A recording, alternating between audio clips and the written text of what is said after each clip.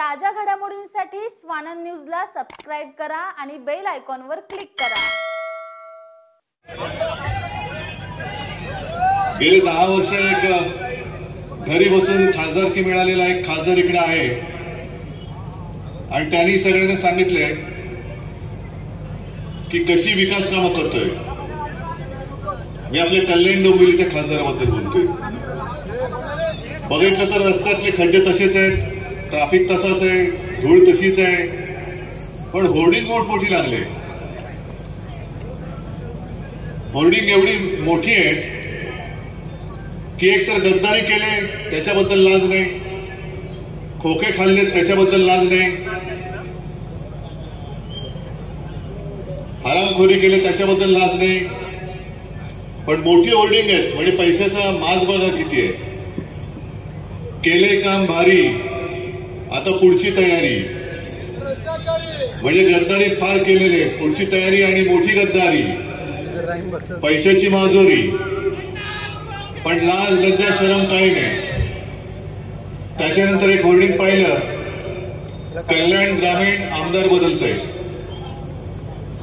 कल्याण ग्रामीण हा विभाग आपला आहे तो आता आमदार बदलतोय। आपला आता सुभाष भोईर तिकडनं आमदार होणार आहे। नुसतं तुम्ही जाहिरातीवरती किती कोण खर्च करतंय ते जरी बघितलं तरी तुमच्या लक्षात येईल कोणी किती पैसा खाल्लाय। मला यायला उशीर झाला त्याच्याबद्दल दिलगिरी व्यक्त करतो, कारण एकतर निघायला थोडा उशीर झाला। सगळे चॅनल्स मुलाखती घ्यायला आले होते, मग एकेकांना काय म्हटलं तरी अर्धा तास मुलाखत ही द्यावीच लागते, त्याच्याशिवाय विषय पूर्ण होत नाही। आणि मग आपला ट्रॅफिक, मुलाखतीमधले विषय काय, अमित शहा काय म्हणाले, नरेंद्र मोदी काय म्हणाले। म्हटलं ठीक आहे, काय म्हणाले, नाही तुमचं हिंदुत्व, म्हटलं आमचं हिंदुत्व काय झालं। ज्या नरेंद्र मोदींनी नवाज शरीफच्या वाढदिवसाचा केक खाल्ला त्याने आम्हाला हिंदुत्व शिकवणे, अजिबात शिकवणे। आम्ही असं म्हटलं का, आम्ही काय आक्षेप घेतला का की अरे नरेंद्र भाई आप जाके अकेले खा के आए, हमें नहीं खिलाया। मी नुसतं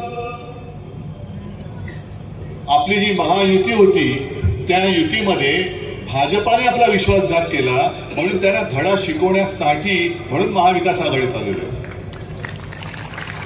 कारण आपलं हिंदुत्व असं नाहीये, मी अनेकदा सांगितलेलं आहे।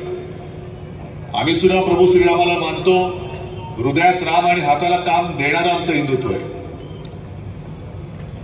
मग अमित शहा आणखीन काहीतरी म्हणाले, म्हणते सगळे ठीक आहे, पण आत्ताची जी महाराष्ट्राची निवडणूक आहे ती महाराष्ट्रासाठी फार महत्वाची आहे। तुमच्या अस्तित्वाची आहे का, म्हटलं माझ्या नाही, महाराष्ट्राच्या अस्तित्वाची आहे। हा महाराष्ट्र हे खड्ड्यामध्ये त्यांनी घातलाय, तो कोणत्या दिशेला नाहीचा। आत्ता जर का आपण चुकलो तर महाराष्ट्र गेला म्हणून समजा।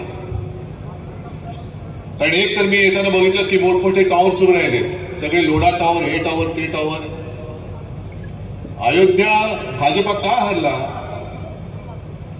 कारण तिथले जे खासदार घरी आले होते आपल्या, त्यांना मी विचारलं की तुम्ही जिंकलात, कमाल आहे तुमची, भाजपा का हरला।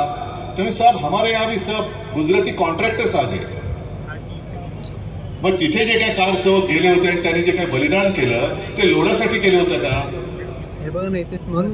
पण जिथे जाऊ तिथे खाऊ हा यांचा एक खात्या बनलेला। आणि त्यांची जी काही घोषणा आहे, लुटेंगे और बांटेंगे, महाराष्ट्र को लुटेंगे और दोस्तों में बांटेंगे, त्याच्या विरुद्ध मी मैदानात उतरलेलो आहे। म्हणून मला ही निवडणूक जिंकायची।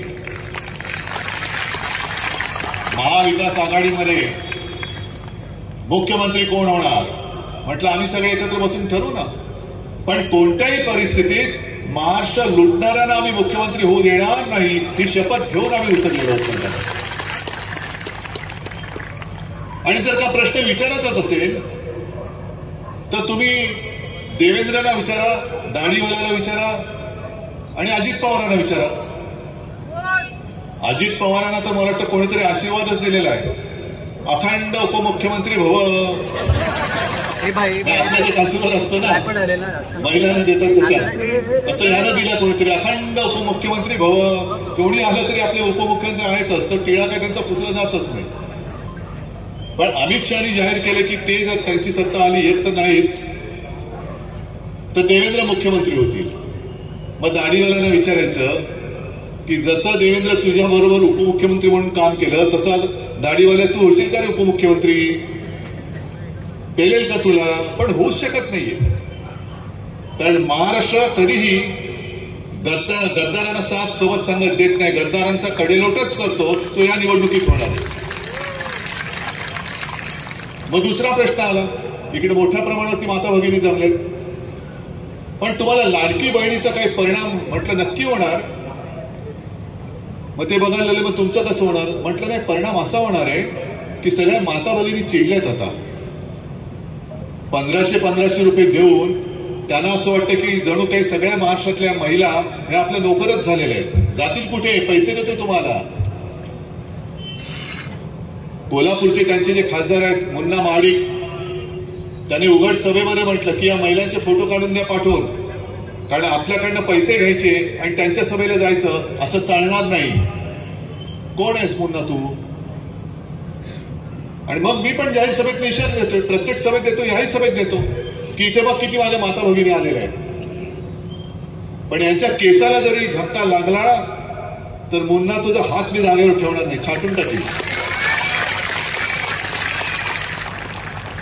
त्याच्यानंतर मिंद्याचे एक उमेदवार उभे आहेत छत्रपती संभाजीनगर जिल्ह्यामध्ये, आणि त्यांनी सांगितलं की मत नाही दिलं तर आम्ही तुमच्याकडनं 3000 रुपये वसूल करू.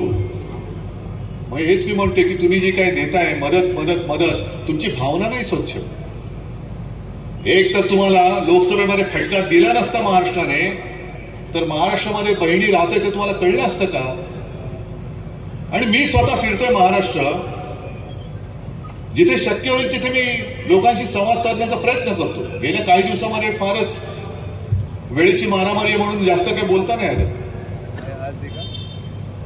पण गेल्या महिन्यामध्ये मी छत्रपती संभाजीनगर जिल्ह्यातच एका शेतामध्ये उतरलो होतो. सगळे शेतकरी धावत आले, माझ्या पाया पडायला लागले.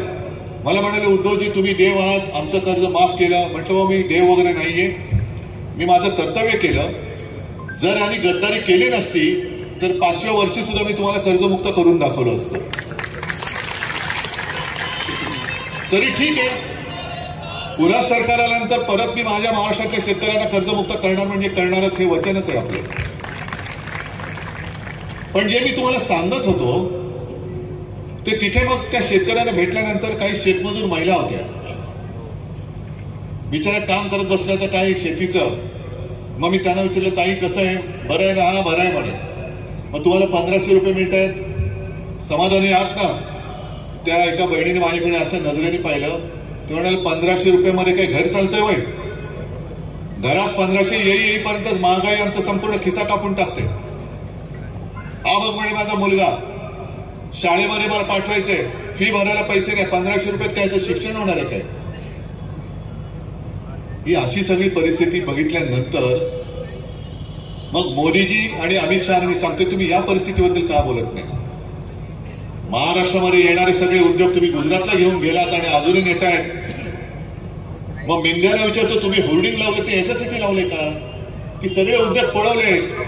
केले काम भारी, आता पुढची तयारी, म्हणजे आता तुम्हाला सुद्धा गुजरातमध्ये देण्याची तयारी केली. तर ही तुमची तयारी, ही तुमची कामं भारी. या ज्या काही गोष्टी आहेत याच्यावरती जर का उत्तर नसेल तर तुम्ही मत मागता कशाला? आणि म्हणून जे मी ठरवलंय की आपलं सरकार आल्यानंतर जसं मुलींना मोफत शिक्षण मिळतं तसं महाराष्ट्रामध्ये जन्मलेल्या प्रत्येक मुलाला मी मोफत शिक्षण दिल्याशिवाय राहणार नाही, हे माझं वचन आहे. शिका मुलांना, मोठे व्हा. आणि म्हणून मी या सगळ्या भगिनींना विचारतोय, असतील तुम्हाला सगळ्यांना 1500 रुपये मिळत असतील, मिळतात का? नाही मिळाले असतील, कारण त्यांनी काय केलंय, एक 4-5 हप्ते दिले आणि बरोबर निवडणूक आयोगाच्या माध्यमातून ही योजना बंद केली. बाकीच्या योजना सुरू आहेत, पण निवडणूक आयोगाला असा त्याने वापरलाय की योजना बंद केली, आम्ही नाही केली, निवडणूक आयोगाने केली. मग 1500 रुपये तुम्हाला देऊन बाकी जे तुमच्याकडनं महागाईच्या माध्यमातून काढून घेत आहे, त्याही पेक्षा महत्वाचं प्रत्येक आई वडिलाचं एक स्वप्न असतं, आपला मुलगा असेल मुलगी असेल, असे मोफत पैसे मिळण्यापेक्षा माझ्या मुलाने किंवा माझ्या मुलीने स्वकष्टाने 1 रुपया जरी माझ्या घरात आणला तरी तो आघाडीच्या कित्येक लाखो कोटीपेक्षा जास्त असतो. बरोबर आहे का चूक आहे?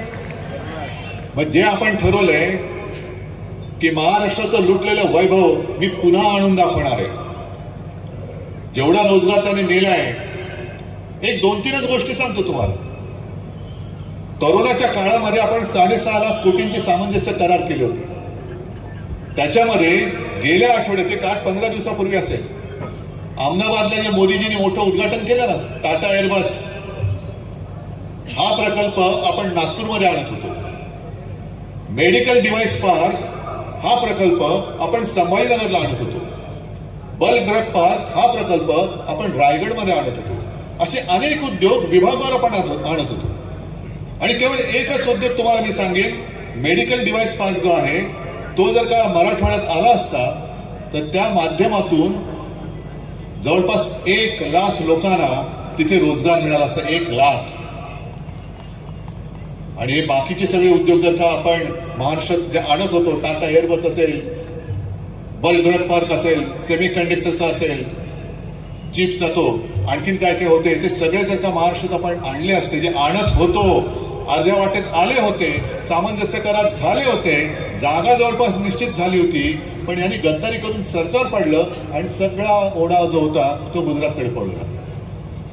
महाराष्ट्राचं किती नुकसान झालं? जवळपास 5 लाख लोकांच्या रोजगाराचा फटका हा महाराष्ट्राला पडला. 5 लाख म्हणजे किती कुटुंब झाली? 5 लाख कुटुंब म्हणजे 25-30 लाख पेक्षा जास्त लोकांचा रोजगार या मोदी शहांच्या करंटेपणामुळे आणि मिंद्याच्या बुटचाटेपणामुळे हा गुजरातला गेलेला आहे. हे एवढं नुकसान झालं तरी सुद्धा आम्ही पुन्हा तुम्हाला निवडून द्यायचं? माझ्यावरती आरोप करायचे करा, पण माझं सरकार का पडलं? कारण तुम्हाला मी महाराष्ट्र लुटायला देत नव्हतो. अरे काय हिंमत होती यांची महाराष्ट्राकडे वाकड्या नजरेने बघायची? मग हे सहन नाही झालं. महाराष्ट्र पुढे चाललाय. कोरोना काळामध्ये सुद्धा महाराष्ट्राने एवढे सामंजस्य करार केले कसे? मग पाळ त्याचं सरकार. आणि आपले लाचार गेले तिकडे. सगळं काही दिलं होतं ना, मंत्रीपद दिलं. अगदी 2012 नंतर मी गर्वाने नाही म्हणणार, पण जे खरं ते सांगतो की मी या दाढीवाल्याला मंत्री केला नसता त्याच्या आयुष्यात कधीतरी मंत्र्याची खुर्ची दिसली असती. याच्या मुलाला घरातनं उचलून बोल्यावरती चढवला नसता तर हा कधीतरी खासदार झाला असता. मग एवढं सगळं देऊन सुद्धा जो आपल्यावरती वार करतोय आणि महाराष्ट्र विकून दिल्लीची चाकरी करतोय, तो पुढची तयारी कसली करत असेल याचा विचार करा. नाही, त्याच्याबद्दल मला काही हे नाही. उलट मला अभिमान आहे की एका साध्या माणसाला आपण वरती नेला. हे मला अभिमान आहे. पण त्यांना हे माहिती नाही की ते मोठे होऊन गेलेले आहेत, पण ज्याने मोठं केलं ती लोक माझ्यासोबतच आहेत ना. जर जसा कोणी मोठा केला तसंच तुला छोटा पण आम्ही करू शकतो. आणि मग पत्रकार जे मला विचारतात की तुम्हाला काय वाटतं लोकसभेमध्ये घडलं ते वातावरण अजून आहे का? म्हटलं तसं नाही हो वातावरण. हा मग काय? म्हटलं त्याच्याहून चांगलंय, त्याच्याहूनही चांगलंय.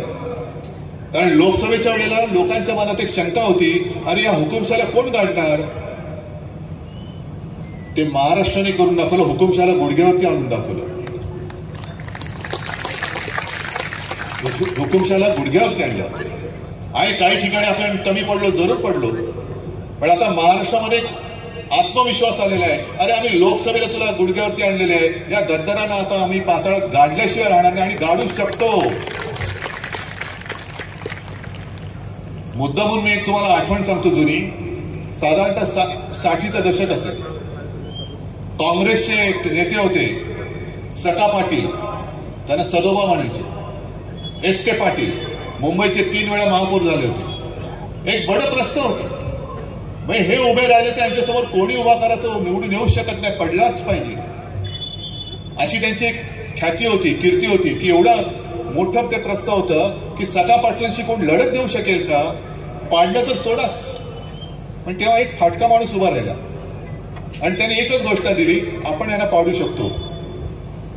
आणि आश्चर्याची गोष्ट म्हणजे त्या फाटक्या माणसाने सखा पाटलांचा पराभव केला आणि त्या फाटक्या माणसाचं नाव होतं जॉर्ज फर्नांडिस. नंतर ते मोठे नेते झाले, पण तेव्हा एक साधे युनियन लीडर होते. हा एवढा टग्या माणूस उभा आहे, त्याच्यासमोर साधा युनियनचा पुढारी हा काय निवडणूक लढेल, पण त्यांनी करून दाखवलं. तसंच महाराष्ट्राने हुकुमशहाला गुडघ्यावरती आणून दाखवलं. लोकशाहीच्या वेळेला जे आपण लढलो ते आपल्या देशाचं संविधान वाचवण्यासाठी लढलो. आता जे काय आपण लढतो आहोत तो महाराष्ट्राचा स्वाभिमान, महाराष्ट्राची अस्मिता आणि महाराष्ट्राचा तो जो बाणा आहे तो टिकवण्यासाठी म्हणून लढतो आहोत. मग तुमच्या अस्तित्वाचा प्रश्न आहे का? म्हटलं माझं अस्तित्व जनतेने ठरवायचं. पण हा माझ्या अस्तित्वाचा प्रश्न नाही, महाराष्ट्राच्या अस्तित्वाचा प्रश्न आहे. महाराष्ट्र कोणत्या दिशेला जाणार? मी त्याला जुनी आणखीन एक आठवण सांगितली की 2014 साली याच भारतीय जनता पक्षाने जाहिराती केल्या होत्या, महागाई केवढी वाढली, बस हो गई महंगाई की मार वगैरे वगैरे वगैरे. आणि तो काळ असा होता की ज्या चंद्रचूडांच्या घरी गणपती बाप्पाचं दर्शन घ्यायला नरेंद्र मोदी गेले होते, त्याच गणपती बाप्पाचा उत्सव होता आणि मला सुषमा स्वराज यांचा फोन आला, उद्धवजी महंगाई बहुत बढ़ रही है. म्हटलं बिलकुल सही आपकी बात. तेव्हा गॅस सिलेंडर आता किती झाला, 1200. तेव्हा काहीतरी 300-400 वगैरे असं काहीतरी झालं, 100 रुपयाने वाढला होता. नहीं देखो ना कितनी महंगाई बढ़ रही है. हाँ फिर क्या करना है? नहीं हम भारत बंद करना चाहते, भारत बंद करने जा रहे हैं. म्हटलं कभी? आणि त्यांनी जो दिवस सांगितला तो बरोबर गणपतीच्या उत्सवाचा पहिला दिवस होता. मी शिवसेना प्रमुखांना विचारलं काय करायचं? मला म्हणाले नाही करायचं, आपला उत्सव आहे, गणपती बाप्पाचा उत्सव आहे, बंद होणार नाही. त्यांना म्हणा आम्ही निदर्शनं करू, बंद नाही करता येणार. मी सुषमाबाईंना फोन केला, मला म्हणाला अरे एक दिन तो ही की तो बात आहे. म्हटलं अहो आमच्याकडे गणपती सुद्धा 1.5 दिवसाचा असतो आणि महाराष्ट्रातली जनता जी आहे, जी गणेशप्रेमी आहे, ती गणपतीच्या आगमनाची वाट बघत असते आणि त्या आगमनाच्या दिवशी आम्ही बंद करू, नाही होणार. म्हटलं नाही म्हणे आता बघा ना तो क्षेत्रीय म्हणजे महाराष्ट्रापुरताचा उत्सव आहे. म्हटलं म्हणूनच मी महाराष्ट्र बंद नाही करत आहे. तेव्हा एवढ्या महागाईचं तुम्हाला असा तिटकारा होता की तुम्ही गणपतीच्या दिवसात सुद्धा भारत बंद केला होता आणि आम्ही बंद करत नव्हतो म्हणून आम्हाला जबरदस्ती करायला लावत होता. मग आता एवढी महागाई वाढली, मग आता काय बंद करायचं? पहिल्यांचं तोंड बंद केलं पाहिजे. पहिलं तोंड बंद करायला भाजप आणि यांच्या सगळ्यांचं. मोदीजी येऊन गेले, अमित शहाजी येऊन गेले, नुसता एक दुश्वास हिंदू मुसलमानांचे दंगे भडतो. हिंदू मुसलमानांना लढवलं की हिंदूला मराठी या मराठीमध्ये लढव. मग ते लढवल्यानंतर मराठी माणसाला मराठी तर ब्राह्मण तर असं लढव. काय कशासाठी पाप करताय? बटेंगे तो कटेंगे, कोण वाटणार आणि कोण काटणार आहे बघू ना कोणाची हिंमत आहे. ही शिवसेना म्हणजे काही भाजपा नाही झाली. शिवसेनेची जी शिवसेना प्रमुखांची शिकवण आहे, एक तर कोणावरती वार करायचा नाही, पण जर कोण वार करायला आला तर त्याचा हात जागेवर ठेवायचा नाही, ही शिवसेनेची शिकवण आहे. तुम्ही कोणाला शिकवताय? हिंदुत्व कोणाला शिकवताय? बटेंगे कटेंगे फटेंगे, त्यांचे फटेंगे झाले आता. कारण लोकसभेमध्ये हरलेत आणि विधानसभेत चुकडा साफ होणार. म्हणूनच मोदीजी, तुम्ही बघितलेलं परवाची सभा काय प्रचंड होती खुर्च्यांची, पण तरी सुद्धा एक लक्षात ठेवा, त्या खुर्च्या रिकाम्या होत्या, पण निवडणुकीच्या दिवशी काही अदृश्य मतदार मतदान करू शकतात. तुम्हाला माहिती आहे ना? ती खबरदारी घ्या. कारण मला आठवत आहे पुणे महापालिकेची जी निवडणूक होती तेव्हा जिथे देवेंद्र फडणवीस यांची आदल्या दिवशी सभा झालेली, खुर्च्या रिकाम्या होत्या. देवेंद्र फडणवीस व्यासपीठावरती पण नाही आले, तसेच निघून गेले. दुसऱ्या दिवशी माझी सभा झाली, गच्च मैदान भरलेलं, तुडुंब, बाहेर पण लोक उभी होती. मला वाटलं असंच होणार, मी टाळ्या वाजवणार, पण निकाल लागला. शिवसेनेच्या जागा नाही आल्या, रिकाम्या खुर्च्या होत्या, त्यांच्या जागा 100 आल्या. म्हणजेच काहीतरी गडबड आहे. हे खुर्चीत न बसलेले मतदार मतदानाला येतात कुठून, मतदान करतात कसं, हे काम आपल्या पोलिंग एजंटनी केलं पाहिजे, आपल्या बूथ प्रमुखांनी केलं पाहिजे. कारण हे काही करू शकतात. एवढ्या थराला गेलेत, वाटेल त्याला त्याची बदनामी करतायत. आणखीन त्यांनी आता एक सोडले की काँग्रेस त्यांच्या राज्यामध्ये ही गोष्ट करू शकत नाही, मग इकडे कशी करणार. मध्ये जाहिराती आल्या होत्या. मी काँग्रेसवाल्यांनी विचारलं, म्हटलं हे काय, तुला हे सब झूट आहे, अजूनही आमच्या योजना सुरू आहे. म्हणजे खोटं एवढं बोलायचं की लोकांना संभ्रमित करून टाकायचं आणि तुम्ही त्यांचंच खरं, कारण सातत्याने सांगितलं की लोकांना ते खरं वाटायला लागतं. या ज्या काही जाहिराती दिसत आहेत हे सतत सतत सतत खोटं खोटं खोटं हे सातत्याने बघितल्यानंतर आपला त्याच्यावरती विश्वास बसायला लागतो. म्हणून मी तुम्हाला ही जी होर्डिंगची सांगितली गोष्ट की मोठमोठ्या होर्डिंगनी मतं मागतायत. ही मतं ही नुसती त्यांच्या थापांवरती देऊन चालणार नाही. कारण अस्तित्व हे माझं नाही, हे अस्तित्व तुमचं ठरवणारी निवडणूक आहे. आणि तुम्ही ठरवायचंय की तुमचं आयुष्य, तुमच्या मुलाबाळांचं भविष्य हे दरोडेखोर गद्दार यांच्या हातामध्ये द्यायचं का निष्ठेने आपल्या सोबत राहिलेला भगव्याचा मावळा त्याला मतदान करायचं, हे तुम्ही ठरवायचं. काळोख तर पसरलेला आहे, पण तो काळोख जाळून टाकणारी मशाल हातामध्ये घेणार आहात की चोराला डोक्यावरती बसवणार आहात. आणि मला तर आश्चर्य वाटतं की असा चोर मी कुठे बघितला नाही की कोणाचं तरी पाकिट मारलंय आणि आपल्याला दाखवतो, हे बघ तुझं पाकिट मारलं, पण आता हे पाकिट माझं. असा कोण चोर बघितलाय? हाही प्रश्न मला विचारला कोणीतरी. म्हटलं मी एक काम करतो, त्या पत्रकाराला सांगितलं तुमचा पत्ता द्या, आज रात्री येऊन तुमच्या दारावर माझ्या नावाची पाटी लावतो, उद्यापासून घर माझं. असं होतं. अरे ही बाळासाहेबांनी माझ्या पाठीशी उभी केलेली त्यांची पुण्य, हे त्यांचे आशीर्वाद आहेत. आणि आपण जे काही वचनं दिलेली आहेत ही वचनं तुम्हाला माहिती आहे, जे करू शकेन तेच मी बोलतो आणि जे बोलतो ते मी करून दाखवतो. जसं मी महिलांच्या बाबत बोललो की आपण आपलं सरकार आल्यानंतर 3,000 रुपये तर देणारच आहोत, पण महिलांना सरकारी बस सेवा आहे त्यातनं मोफत प्रवास सुद्धा देणार आहोत. आणि एवढंच नाही तर मुंबईच्या लोकल्स आहेत, इतर ट्रेन्स आहेत, त्यातनं सुद्धा माझ्या महिलांना, माता भगिनींना मोफत प्रवास मिळालाच पाहिजे. ही मागणी आम्ही मोदींकडे करणार आहोत. आम्ही मोदींकडे करणार आहोत. बघू मोदींचं बहिणीचं प्रेम किती आहे. ही आजच मी मागणी करतोय. मोदी जी, आपको अगर बहन का प्यार, आपका बहन का प्यार सच्चा है, तर मग माझ्या या सगळ्या माता भगिनींना संपूर्ण देशभर नाही करू शकला तर महाराष्ट्रभर लोकल सकट सगळ्या रेल्वेचा प्रवास हा तुम्ही मोफत करून दाखवा. चला, माझं आव्हान आहे तुम्हाला. आम्ही करतोय, आम्ही एसटीचा प्रवास मोफत करतोय. सगळ्या ज्या काही सरकारी बस सेवा आहेत त्यातला प्रवास महिलांसाठी मोफत करतो आहोत. अशा अंगणवाडी सेविकांचं मानधन वाढवतोय. मुलींप्रमाणे मुलांना मोफत शिक्षण देणारच आहोत. पण विशेषतः शहरासाठी म्हणेन किंवा सगळीकडे मनोहर जोशी मुख्यमंत्री असताना तुमच्या लक्षात आहे की 5 जीवनावश्यक वस्तूंचे भाव आपण स्थिर ठेवून दाखवले होते. यावेळेला सुद्धा शेतकऱ्याचं एकही रुपयाचं नुकसान न होऊ देता आम्ही 5 जीवनावश्यक वस्तूंचे भाव हे स्थिर ठेवून दाखवणार म्हणजे दाखवणारच. महागाई तुमच्या घराला शिरणार नाही, हे वचन आहे. हे असं काहीतरी बोला. पण आधा येता जाता नुसतं यांचं हिंदुत्व काय, त्यांचं ते काय, यांचं हे काय, या फुकाच्या गोष्टी आता सोडून द्या. लोक कंटाळले. कालच्या सभेत मी असंच बोललो की खरंच मोदींकडे काहीतरी शक्ती आहे बाबा, की थापा मारून मारून हा माणूस थकत कसा नाही, याचंच मला आश्चर्य वाटते. आणि मग ते जे बोलले होते की मुझे ऐसे लगता है की मुझे भगवान ने भेजा है, असू शकतं बाबा. कारण एवढा आत्मविश्वासाने थापांवरती थापा मारणारा माणूस जगाने दुसरा पाहिला नसेल. तो दुर्दैवाने आपल्याला पंतप्रधान म्हणून लाभला. आणि त्यांचे सगळे चेले चपाटे हे गद्दारी करून आपल्या डोक्यावरती आणि लादले. ही गद्दारी आता उचलून फेकून द्या, ही गद्दारी फेकून द्या. आणि म्हणूनच मी आपल्यासाठी आलो होतो.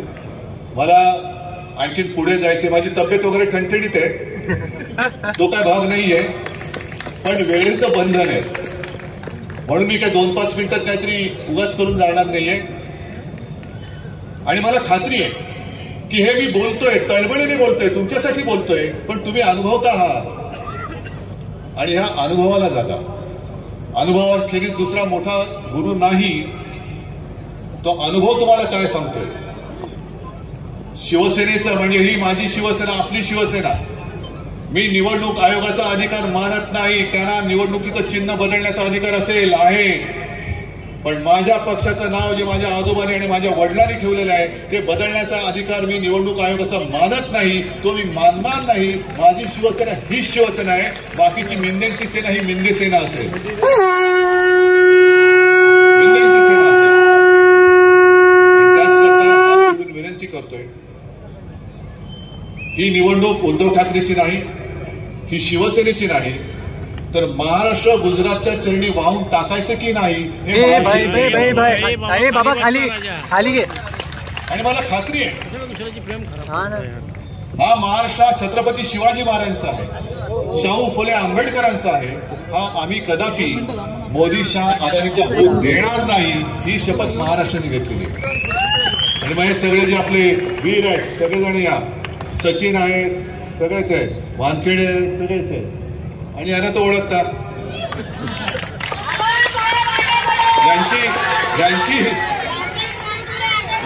यांची केस थोडी माझ्यासारखी आहे. भाऊ तिकडे गेला तरी एक भाऊ शिवसेनेत राहिला. त्याच्यामुळे आता मनात कुठे शंका ठेवू नका. 20 तारखेला मशालीवरती आपल्या पसंतीचं मत नोंदवून तुमचा आयुष्यातला अंधार दूर करा ही सगळ्यांना विनंती करतो. जय हिंद, जय महाराष्ट्र. शिवसेना उद्धव बाळासाहेब ठाकरे पक्षाचे उमेदवार धनंजय बोडारे, राजेश वानखेडे आणि आमचे सचिन बासरे यांच्या प्रचारार्थ आयोजित केलेल्या या सभेकरता माननीय पक्षप्रमुख उद्धवजी ठाकरे साहेबांचं अवघ्या काही मिनिटांमध्येच आगमन होईल. आणि या सभेच्या निमित्ताने उपस्थित असलेलं सर्व सन्माननीय व्यासपीठ, उपस्थित सर्व पदाधिकारी, महाविकास आघाडीचे उपस्थित सर्व सन्माननीय पत्रकार आणि मतदार बंधू भगिनींनो, अवघ्या 2 दिवसावर ही आता निवडणूक आलेली आहे. पक्षप्रमुख माननीय उद्धवजी ठाकरे अख्ख्या महाराष्ट्राच्या कानाकोपऱ्यामध्ये ज्या ज्या ठिकाणी जातात त्या ठिकाणी हजारोच्या संख्येने जनसमुदाय उपस्थित राहत असलेला पाहिल्यानंतर दिल्लीच्या नरेंद्र मोदी साहेबांना महाराष्ट्रात यावं लागलं, अमित शहानं महाराष्ट्रामध्ये यावं लागलं आणि उद्धव साहेबांची आणि महाविकास आघाडीच्या नेत्यांची एवढी धडकी त्या दिल्लीच्या नेत्यांना बसली आहे, पायाखालची वाळू घसरलेली आहे. आणि म्हणून एकच धसका घेतलाय त्यांनी, विधानसभेमध्ये भाजपनी दाढीवाल्याचा निपात करायचा आणि महाविकास आघाडीच्या आमदारांना निवडून द्यायचा हा निर्धार आपण सर्वांनी केलेला आहे. आता मोठे मोठे बोर्ड लिहित आहेत, यावेळेला 1500, पुढच्या वेळेला 2100 लाडक्या भगिनींना. अरे आता निवडणुकीच्या निमित्ताने तुम्ही 1500 ऐवजी 2100चे आमिष दाखवताय, मग सुरुवातीलाच 2100 रुपये का दिले नाहीत याचं पण उत्तर द्या. आणि त्यांना माहिती आहे आपण आपटणारच आहोत, त्यामुळे आश्वासन द्यायला पाठीपुढे बघायचं नाही. त्यामुळे अशा विधानसभेला ज्यांना आपटी बसणार आहे, पराभव पत्करावा लागणार आहे, अशा महाविकास आघाडीच्या आताच्या आश्वासनावर आपल्या भगिनींनी विश्वास ठेवायचा नाही. कारण आम्हाला केवळ 1,500 रुपये देऊन आमच्या पवित्र मतांची खरेदी करायचा प्रयत्न हे युतीचे बदमाश सरकार जर करत असतील तर त्यांना सांगायला पाहिजे. एकीकडे महागाई वाढते, डिझेल पेट्रोलचे भाव वाढतायत, महागाईने जीवन त्रस्त झालेलं आहे, बेरोजगारी वाढत चाललेली आहे, सुशिक्षित बेरोजगार आत्महत्या करतायत. पूर्वी शेतकरीच आत्महत्या करायचे, पण आता तरुणी सुशिक्षित बेरोजगार सुद्धा आत्महत्या करायला लागलेले आहेत. नोकऱ्या नाहीत. उलट आमच्या महाराष्ट्रामध्ये येणारे मोठमोठे उद्योग केवळ आणि केवळ भारतीय जनता पक्षाची लाचारी करणाऱ्या या एकनाथ शिंदे सरकारने दिल्लीची मर्जी संपादन करण्यासाठी महाराष्ट्रातले सगळे मोठे उद्योग गुजरातला पाठवायला सुरुवात केली. वेदांता फॉस्कॉन, टाटा एअरबस,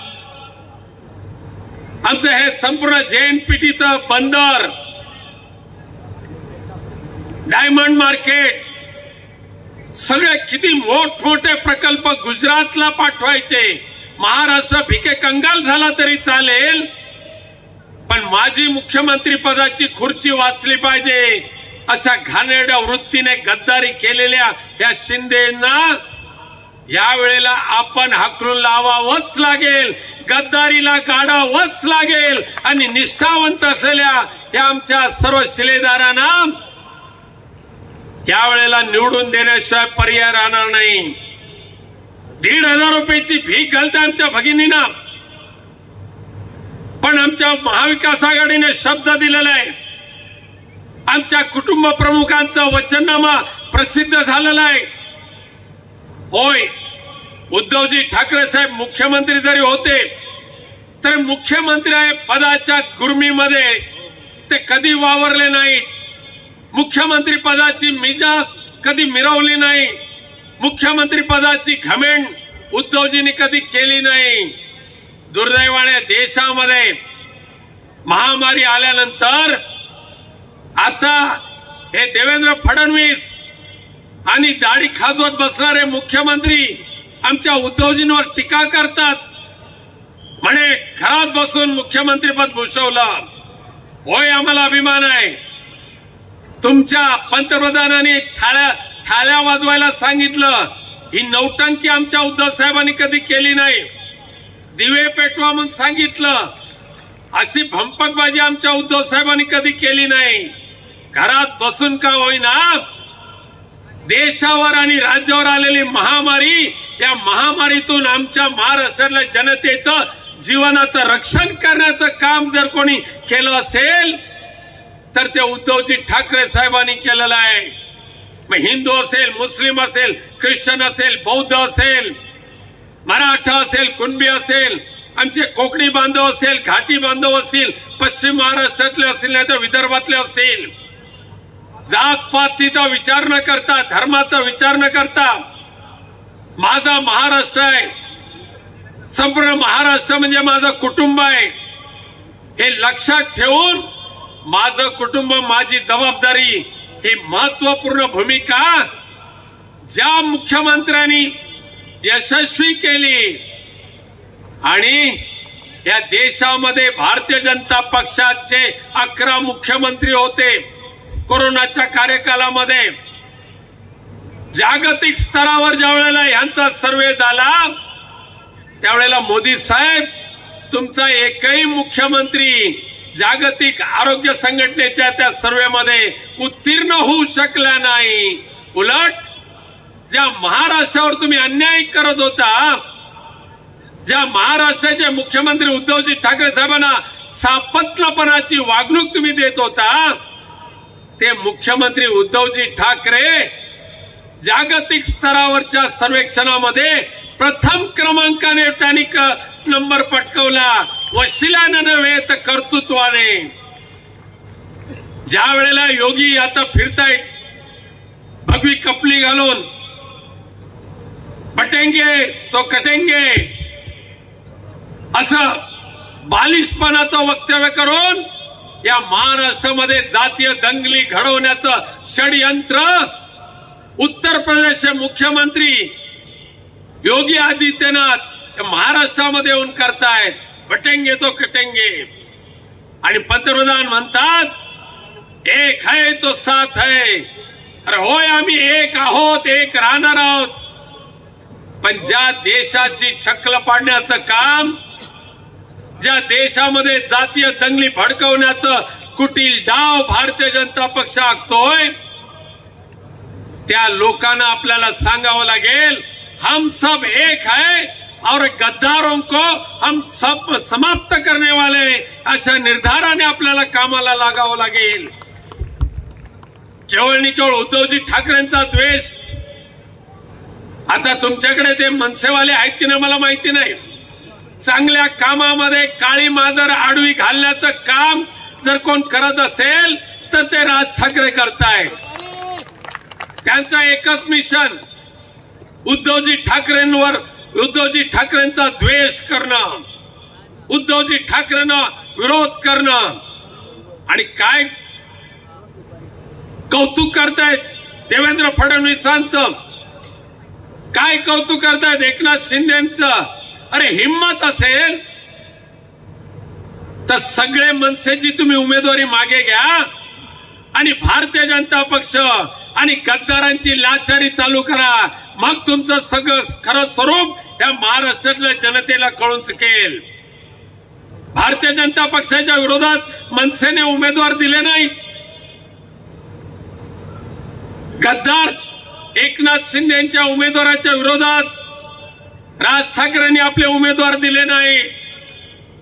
तर ज्या ज्या ठिकाणी उद्धवजी ठाकरे साहेबांचे उमेदवार आहेत, शिवसेना उद्धव बाळासाहेब ठाकरे पक्षाचे उमेदवार आहेत, त्या त्या ठिकाणी राज ठाकरे तुमचे उमेदवार कसे काय येऊ शकतात, कोणाची सुपारी घेऊन येऊ शकतात. आता आमच्या मालवणी भाषेमध्ये एक म्हण आहे, म्हणजे पाण्यात केलेली घाण कधी दडून राहत नाही, ती वरती येते. त्यामुळे लोकसभेची निवडणूक असो, विधानसभेची निवडणूक असो, मनसेच्या प्रमुखांनी उद्धवजी ठाकरेंच्या शिवसेनेशी लढण्यासाठी भारतीय जनता पक्षाची सुपारी घेतली, गद्दार एकनाथ शिंदेची सुपारी घेतली, त्यांचा जय जयकार करायचा आणि उद्धवजी ठाकरे साहेबांशी सामना करायचा. तरी सुद्धा महाराष्ट्रातल्या जनतेने त्या गद्दारांपेक्षा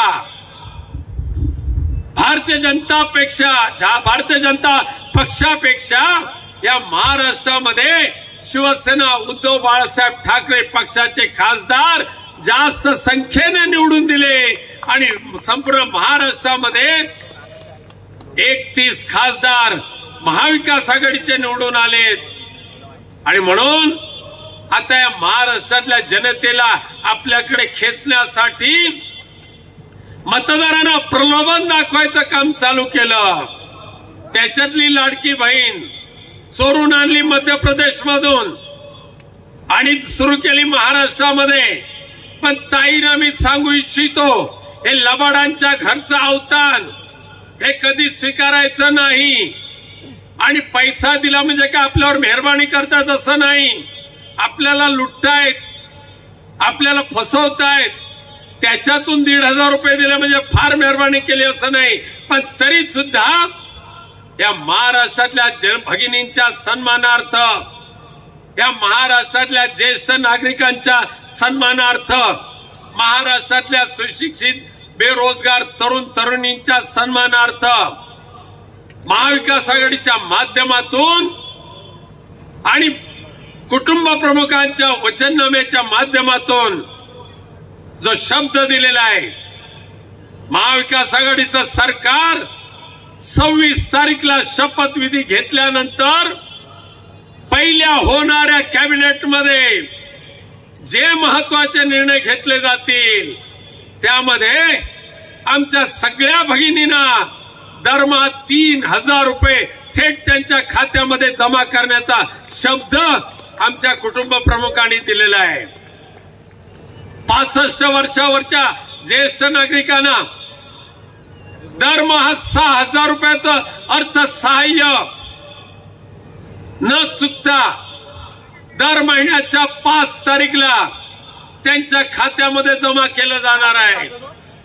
आणि आमचे सुशिक्षित बेरोजगार तरुण तरुणी असतील, नोकरी लागेपर्यंत दर महिन्याला 4,000 रुपयाचं सानुग्रह अनुदान तुम्हाला दिलं जाणार आहे बाबांनो. हा कुटुंब प्रमुखांचा शब्द आहे. आता महागाईवर काय बोलायचं? डिझेल गॅस वाढत चाललाय, उज्ज्वला गॅस आता संपलाय. त्यावेळेला भगिनींच्या डोळ्यामधले अश्रू पुसण्यासाठी नरेंद्र बाबांनी भगिनींना उज्ज्वला गॅस देण्याचं जाहीर केलं. पण काही महिने दिले, नंतर अनुदान बंद, नंतर उज्ज्वला गॅस योजना बंद. आता महागाई एवढी वाढली ते 1,500 रुपये घेऊन ज्यावेळेला दिवाळीला आमच्या भगिनी बाजारात गेल्या, पूर्ण पिशवी सुद्धा त्या 1,500ने भरली नाही. आणि म्हणून आमच्या कुटुंब प्रमुखांनी तुम्हाला सांगितलेलं आहे, 5 जीवनावश्यक वस्तूंचे भाव स्थिर ठेवण्याचा शब्द माननीय पक्षप्रमुख उद्धवजी ठाकरे साहेबांनी दिलेला आहे, महाविकास आघाडीच्या माध्यमातून दिलेला आहे. सर्व महाविकास आघाडीचे सर्व नेते, जमलेल्या तमाम महाविकास आघाडीच्या शिवसैनिक बंधू आणि भगिनींनो,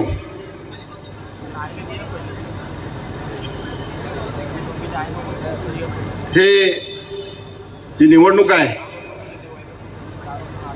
ती सत्य आणि असत्य, अन्याय आणि न्याय, अधर्म विरुद्ध धर्म हे महाभारताचं युद्ध आहे. ज्या पद्धतीने शकुनी मामाच्या सल्ल्यावर कौरवांनी पांडवांना एक इज्जतभर सुद्धा जमीन देणार नाही यासाठी घाट घातला होता आणि ते रचलं होतं, त्याच पद्धतीनं भारतीय जनता पार्टीने शिवसेनेला संपवण्यासाठी, या पांडवांना संपवण्यासाठी जे महाराष्ट्रामध्ये प्रकार केला त्याला सच्चा शिवसैनिक कधी खपून घेणार नाही आणि त्याला तसं उत्तर शिवसैनिक देणार नाही. या लढाईमध्ये शिवसेना आणि महाविकास आघाडी जिंकणारे हे निश्चित झालेले आहे.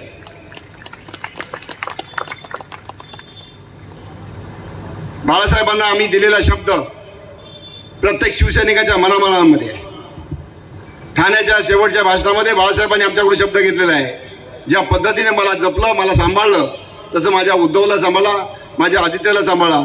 आपण तो शब्द पाळणार आहोत की नाही? जशास तसं उत्तर देणार आहोत की नाही? आपण सर्व तयार आहेत ना? आपला योद्धा तयार आहे. आपल्याकडे वारंवार उद्धव साहेबांनी आपल्याकडून वचन घेतलेलं आहे, मी तयार आहे, मी निखाऱ्यावर चालायला तयार. तुमची तयारी आहे का? आहे की नाही तयारी आपली? आता थांबायचं नाही. जसं तपासी साहेबांनी सांगितलं, आता लढायचं आणि जिंकायचंच. आपण उतरलो तर जिंकण्यासाठी, फक्त लढण्यासाठी नाही. हे तिन्ही विधानसभा संघ नाही तर 5च्या विधानसंघ, 6च्या 6 विधानसभा मतदारसंघ आपण जिंकल्याशिवाय सोडायचं नाही, अशा प्रकारची प्रतिज्ञा घेण्याचा आजचा दिवस आहे. या मतदारसंघाविषयी मी खास करून बोलेल तर फार कमी वेळ आहे. सचिन पोटेजींनी सांगितलं, इथं गार्डन नाही, इथं स्टेडियम नाही, इथं हॉस्पिटल नाही, इथं रस्ते खड्ड्यामध्ये आहेत, खड्डे रस्त्यामध्ये आहेत. गुन्हेगारी पराकोटीची वाढलेली, गुंडगिरी वाढलेली आहे, सर्व लोक दहशतीमध्ये आहेत.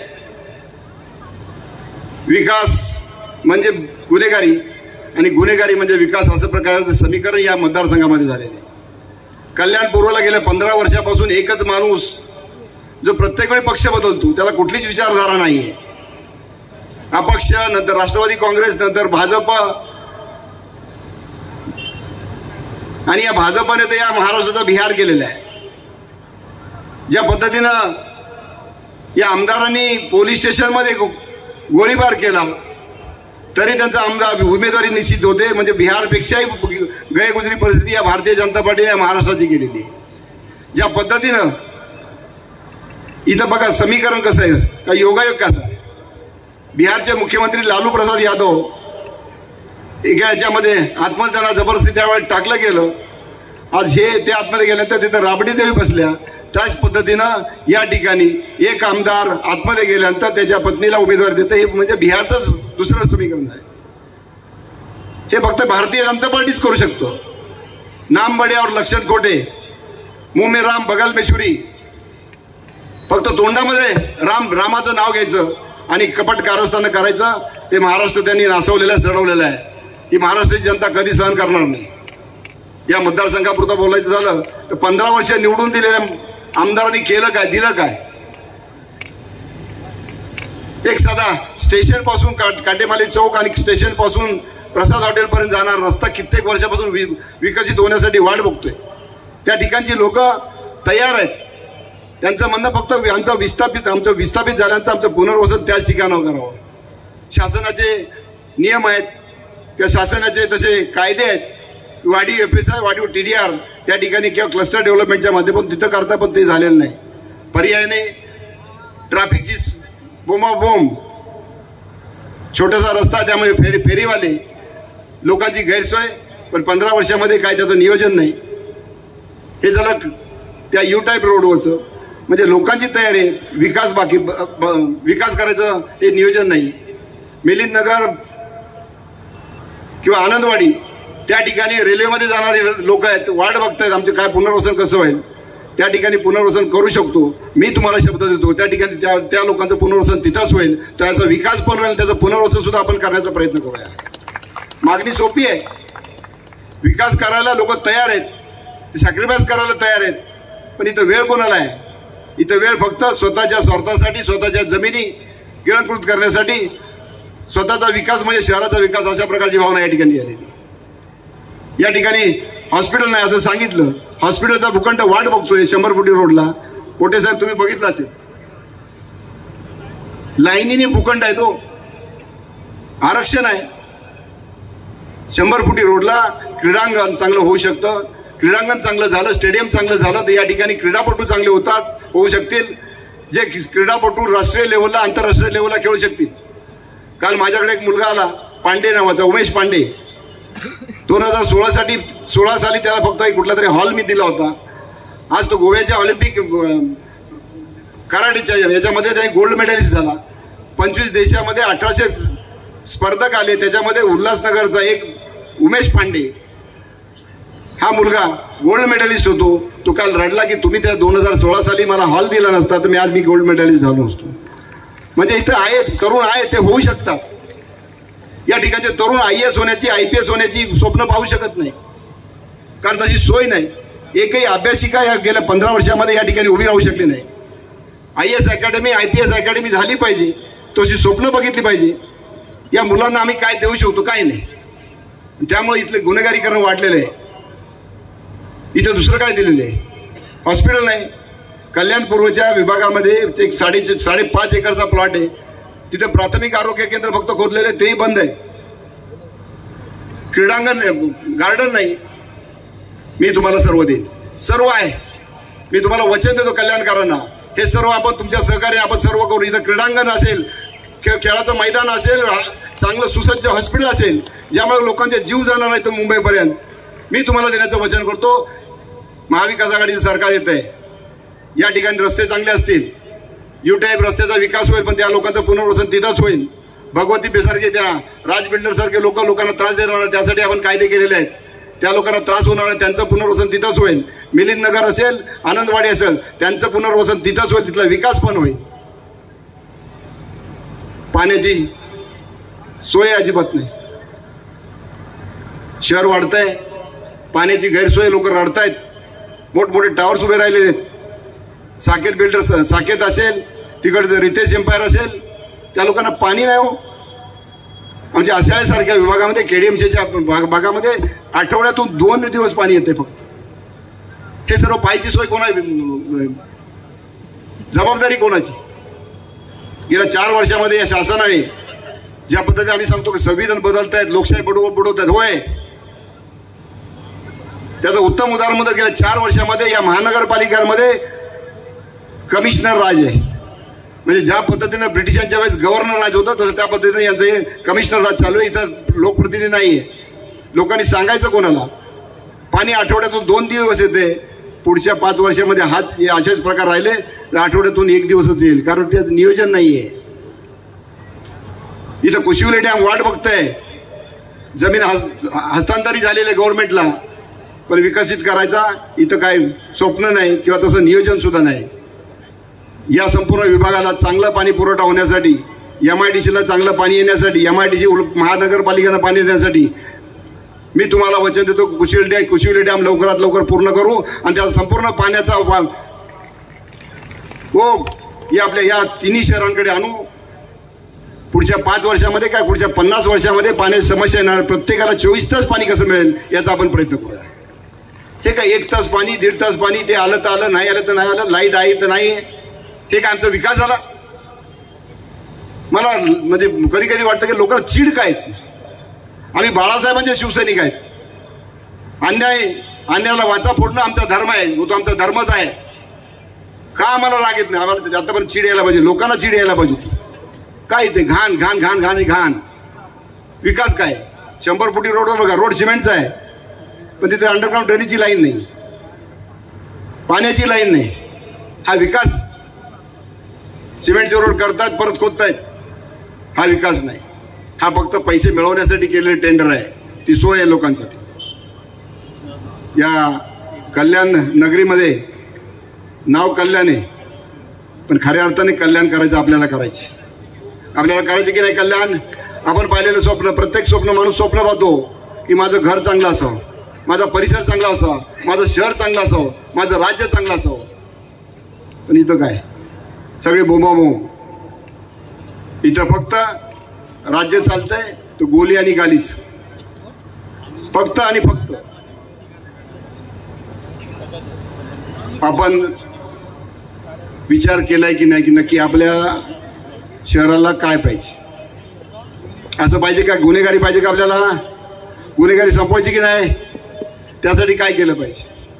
त्यासाठी चांगला प्रतिनिधी आपला या ठिकाणी गेला पाहिजे, ज्याचं प्रशासनावर पकड असेल, महापालिका असेल, पोलीस प्रशासन असेल, किंवा इतर कुठलंही प्रशासन असेल. अजिबात लक्ष नाही, दुर्लक्ष. त्याचा परिणाम हे संपूर्ण अव्यवस्था. व्यवस्था इथं नाहीयेच. चांगली व्यवस्था असेल त्याचा फायदा लोकांना होतो, आणि अव्यवस्था असेल त्याचा परिणाम लोकांवर होतो. या ठिकाणी चांगले चांगले विषय असेल आणि तेच करायचे सोडून आमच्याकडे इथं रखडलेले विषय कोणी 27 गावांच्या रजिस्ट्रेशनचा विषय. कित्येक वर्षापासून लोकांनी जमिनी घेतल्या, घरं घेतलेली आहेत, इमारती बांधून पडलेल्या आहेत, स्थानिक भूमिपुत्र रखड, त्यांचा आर्थिक सगळं दिवाळखोरी झालेली, कारण त्यांचे सदनिका बनवल्यात, रजिस्ट्रेशन अभावी त्या विकल्या जात नाही. कित्येक लोकांनी चाळीमध्ये खोली घेतलेल्या आहेत, पण त्याचं रजिस्ट्रेशन त्याच्या नावावर नाही, मालमत्ता. त्यामुळे त्याचं एक अगदी विवंचनेमध्ये आहेत. काय करायचं काय? मी तुम्हाला वचन देतो, ज्या पद्धतीने महाराष्ट्रामध्ये इतर सर्व ठिकाणी हे रजिस्ट्रेशन चालू आहे, त्याच पद्धतीने या कल्याणपूर्वमध्ये सुद्धा रजिस्ट्रेशन चालू झालं पाहिजे, तसं मी आग्रह धरणार आहे.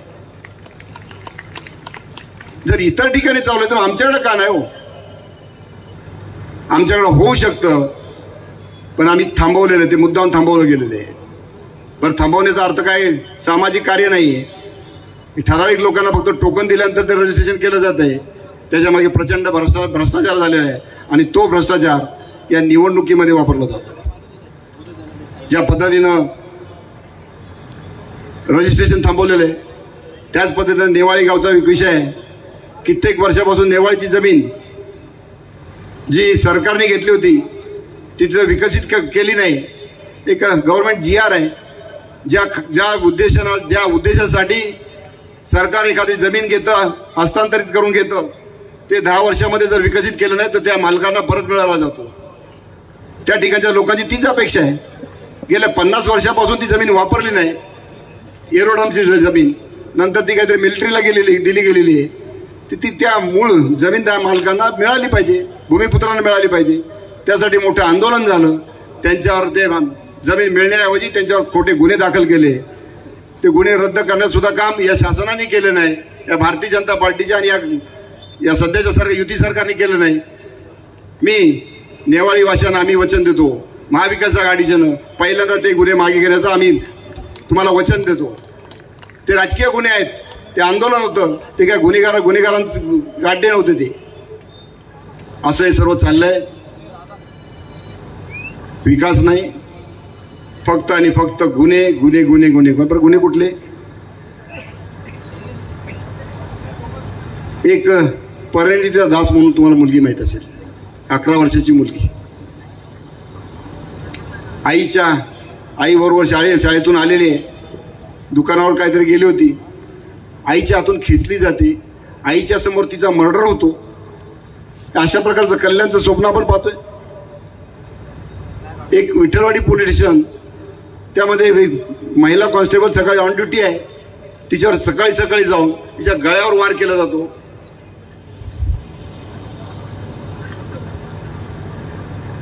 अशा प्रकारचं वातावरण या कल्याणमध्ये ते बदलायचं आवश्यकता आहे.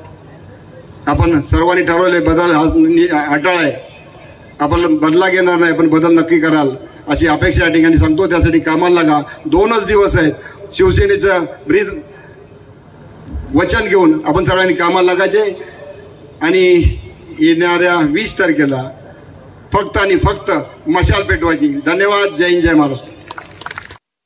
ताज्या घडामोडींसाठी स्वानंद न्यूजला सबस्क्राईब करा आणि बेल आयकॉनवर क्लिक करा.